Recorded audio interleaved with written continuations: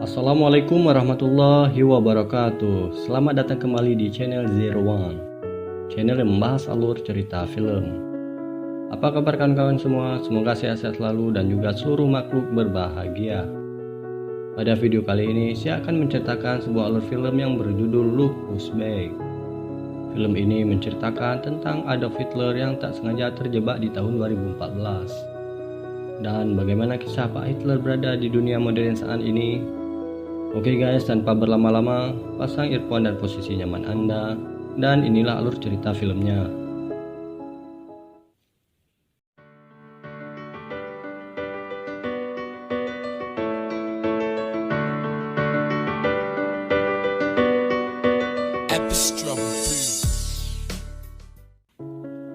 Di awal film diperlihatkan Hitler yang terbangun dari tidurnya.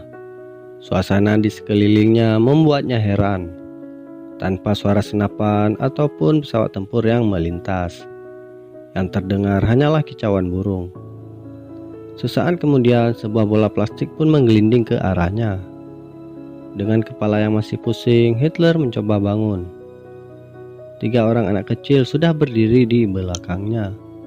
Hitler lalu menanyakan Martin Bormann yang merupakan kanselir Nazi. Namun ketiga orang anak kecil ini tidak mengerti siapa yang dia maksud. Kemudian ketiganya dipanggil karena proses syuting masih berlanjut. Seorang jurnalis TV swasta yang bernama Fabian tidak menyadari keberadaan Hitler yang tertangkap oleh kameranya saat mereport sebuah berita. Dengan kebingungan, Hitler berjalan menyeberangi jalan raya dan ia nyaris tertabrak kendaraan hingga ia sampai ke gerbang Brandenburg yang sudah menjadi taman wisata. Di tengah-tengah kerumunan orang banyak, Hitler menanyakan jalan menuju kantor kanselir. Namun orang-orang ini malah menjadikan Hitler sebagai objek yang menarik untuk difoto. Tak lama kemudian terlihat ibu-ibu sedang bersama anaknya. Saat Hitler mendekat, anak si ibu itu menangis. Sontak ibu itu pun menyemprot cairan ke arah Hitler, yang membuat matanya kesulitan melihat dengan jelas. Lalu Hitler mendekati kios pinggiran dan mengambil sebuah koran harian. Ia langsung melihat tanggal dan tahun pada koran tersebut, yaitu tanggal 23 Oktober tahun 2014. Tentu saja hal ini membuat Hitler tiba-tiba saja terjatuh pingsan, karena ia syok apa yang baru ia ketahui. Ketika Hitler sadar dari pingsannya, ia menduga kalau dirinya telah diculik dan mencurigai bahwa dinas rahasia musuh telah menciptakan dunia baru yang nampak seperti dunia paralel untuk mengelabui dan menangkapnya. Mulai ketakutan, Hitler pun menyerah dan mengangkat kedua tangannya. Si pemilik kios hanya tertawa melihat tingkah Hitler dan menduga kalau Hitler sedang syuting film dokumenter. Kemudian Hitler menanggapi bahwa penampilannya sehari-hari memang seperti itu, dan ia memperkenalkan dirinya adalah Adolf Hitler. Lagi-lagi si pemilik kios beranggapan bahwa Hitler sedang bergurau. Hitler mulai menggali informasi melalui di setiap koran yang dibacanya.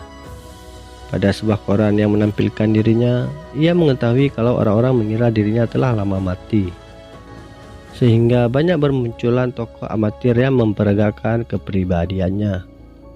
Kekecewaan pun muncul dalam dirinya setelah ia mengetahui karena Jerman telah dipimpin oleh seorang wanita canggung, dan juga pergantian nama negara yang ia perjuangkan menjadi Republik Federal Jerman.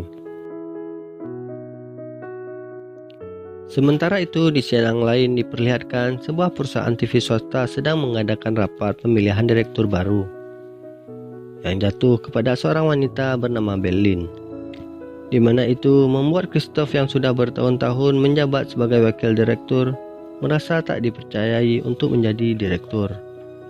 Ia kemudian menemui Fabian dan memberikan surat pemecatan dengan alasan untuk menghemat pengeluaran. Fabian berusaha menawarkan materi barunya yang berpotensi akan menjadi berita utama, yaitu harapan anak-anak Yahudi untuk meningkatkan skill bola mereka, sementara ayah mereka pecandu-pecandu alkohol. Tetapi sayangnya pemecatan tetap dilakukan. Fabian nampak bersedih dengan terus memandangi video yang terakhir direkamnya. Tiba-tiba pandangan ibunya tertuju pada sosok dalam video yang terlihat seperti Hitler. Penasaran, Fabian pun berencana untuk mencari Hitler di pusat kota Berlin. Kembali di kios pinggiran, si pemilik kios menyuruh Hitler untuk mengeluarkan sebuah rak.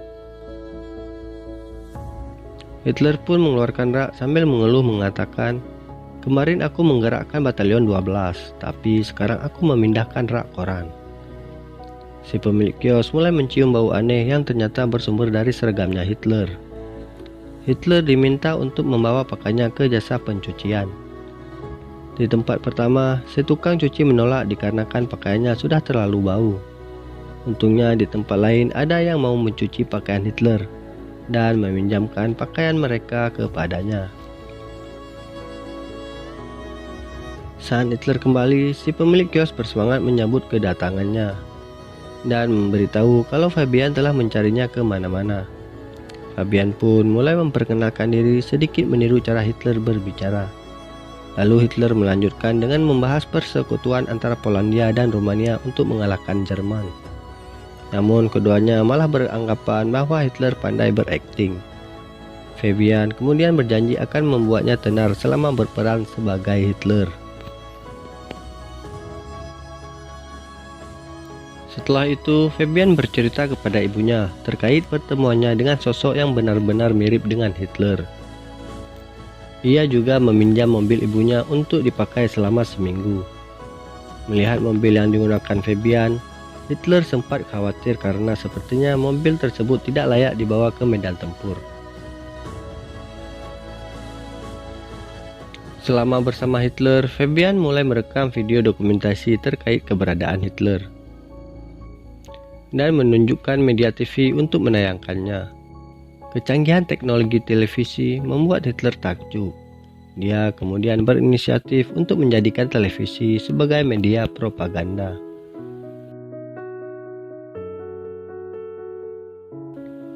Singkat cerita, di mana Hitler mulai melakukan eksperimen sosial dengan melontarkan pertanyaan-pertanyaan terkait politik demokrasi dan sistem pemerintahan yang ia terapkan di Jerman.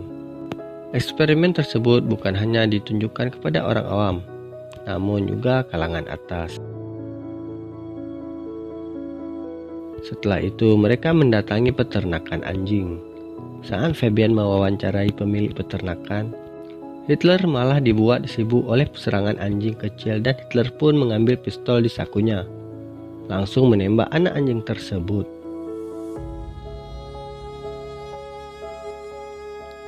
Tak lama kemudian, Fabian menghubungi Christoph bahwa ia sedang membuat film dan ia meminta bantuan sokongan dana. Akan tetapi, Christoph malah mematikan ponselnya. Sementara Hitler kembali berulah, yaitu memecahkan kaca mobil ibunya Fabian. Semakin pusing, Fabian sedikit kesal karena mereka tidak mempunyai uang lagi. Hitler pun memutuskan untuk membuka jasa melukis.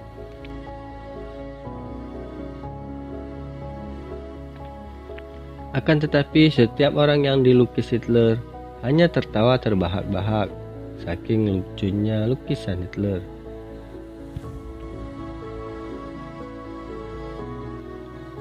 Hari demi hari berlalu, Fabian dan Hitler telah berjumpa dengan banyak orang. Kehadiran Hitler mendapat sambutan yang baik dari setiap orang yang mereka jumpai. Fabian kemudian memberanikan diri mendatangi Christoph dan memperkenalkan Hitler. Saat Christoph mengajak Fabian untuk bicara empat mata, Hitler langsung memasuki ruangan rapat. Di ruangan ini, Hitler mengutarakan gagasannya terkait bangsa Jerman ke depan. Orang-orang yang ada di situ hanya tertawa melihat gaya bicara Hitler. Direktur Berlin merasa tertarik dengan kepribadian Hitler dan akan menempatkan Hitler ke sebuah acara TV komedi. Saat itu juga Fabian kembali juga diperbolehkan untuk bekerja. Christoph lalu menunjukkan ruangan baru Hitler dengan bantuan dengan sekretaris yaitu Kromayer. Kromayer membimbing Hitler untuk belajar mengoperasikan komputer dan memperkenalkan internet yang akan membuatnya terhubung dengan dunia.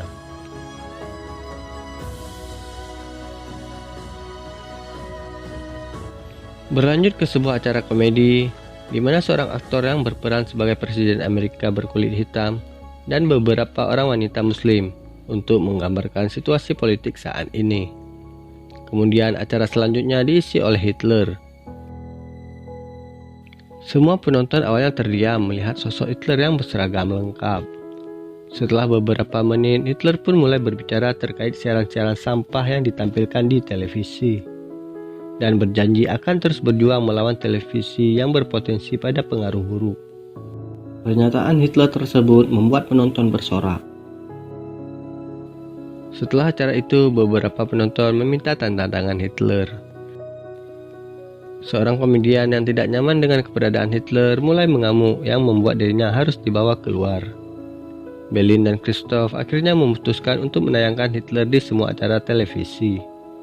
Bahkan beberapa YouTuber pun ikut mempublish sosok yang dianggap sangat mirip dengan Hitler, yang membuatnya semakin terkenal. Popularitasnya itu dijadikan sebagai kesempatan baik untuk mengubah sistem pemerintahan di Jerman. Ia kemudian mendatangi Ketua Umum Partai Nasional Demokrat dan menanyakan terkait mobilitas produk dan warga Polandia di Jerman. Tidak mendapat jawaban yang memuaskan, Hitler pun meluapkan amarahnya. Sementara itu, Direktur Berlin didatangi oleh jaksa dan polisi yang menyampaikan keluhan dari beberapa pihak atas pernyataan-pernyataan Hitler yang mengandung ujaran kebencian. Namun mereka tetap mengizinkan penayangan acara Hitler. Menyikapi hal itu, Berlin kemudian berbicara empat mata dengan Hitler dan meminta Hitler agar menceritakan latar belakangnya untuk memastikan bahwa mereka tidak mau berurusan dengan Hitler yang sebenarnya.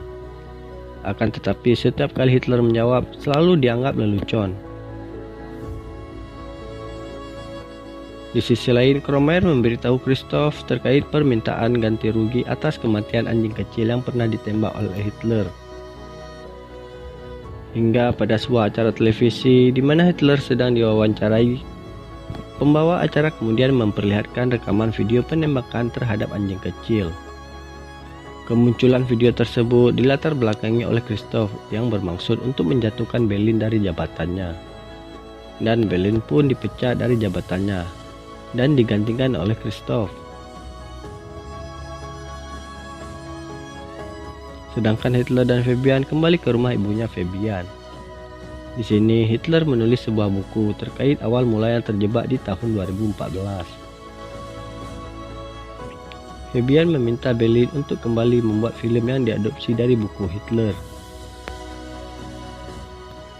Singkat cerita, Hitler kembali mendapatkan kepercayaan dari masyarakat Jerman melalui buku yang ia tulis. Ia juga memberikan sumbangan terhadap perlindungan hewan untuk menembus kesalahannya. Sementara di tempat lain, Christoph dibuat pusing oleh penurunan rating penayangan TV mereka. Salah seorang staf kemudian mengajukan agar sebaiknya mereka mengambil alih pembuatan film baru Hitler yang diadopsi dari kisah Hitler sendiri. Tak membuang waktu, akhirnya Christoph mendatangi lokasi syuting yang dimaksud. Ia mendekati seorang pria yang ia kira itu Fabian. Dan ternyata itu orang lain yang memakai topeng silikon saat syuting berlangsung. Christoph lalu bernegosiasi dengan Fabian untuk menayangkan film yang sedang mereka buat dengan bayaran yang cukup menggiurkan. Tak lama kemudian di rumah Kromayer, Fabian memberitahu tentang tawaran Christoph. Tiba-tiba neneknya Kromayer menoleh saat mendengar suara Hitler. Sang nenek ternyata masih ingat bahwa itu adalah Hitler. Ia kemudian mengungkapkan bagaimana kejamnya Hitler saat memimpin Nazi Jerman. Saat perjalanan pulang, Fabian mulai kepikiran dengan ucapan neneknya Kromayer. Ia lalu meminta Hitler untuk berhenti memerankan karakter Hitler di luar kepentingan syuting film. Scene kemudian berpindah pada proses adegan syuting di mana awal mula Hitler terbangun di tahun 2014. Pria yang berperan sebagai Fabian kemudian bertanya apa yang sebelumnya terjadi, sehingga Hitler terbangun di tempat itu. Hitler sendiri juga merasa bingung. Ia lalu meninggalkan lokasi syuting. Kemudian dia dihadang oleh 2 orang preman yang kemudian menghajarnya sampai babak belur, hingga ia dirawat di rumah sakit. Berlin memberitahu bahwa pelakunya adalah preman Nazi amatir.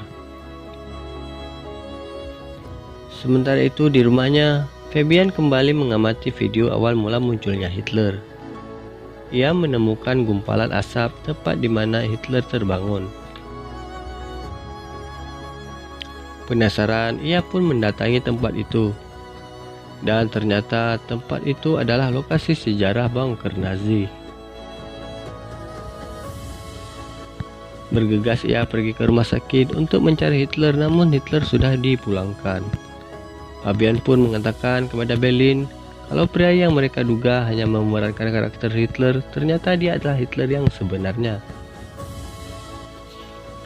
Fabian terus mencari Hitler, dan ketika bertemu, seketika todongan pistolnya mengarah kepada Hitler, disertai ucapan, "Kau membodohi orang-orang dengan propagandamu."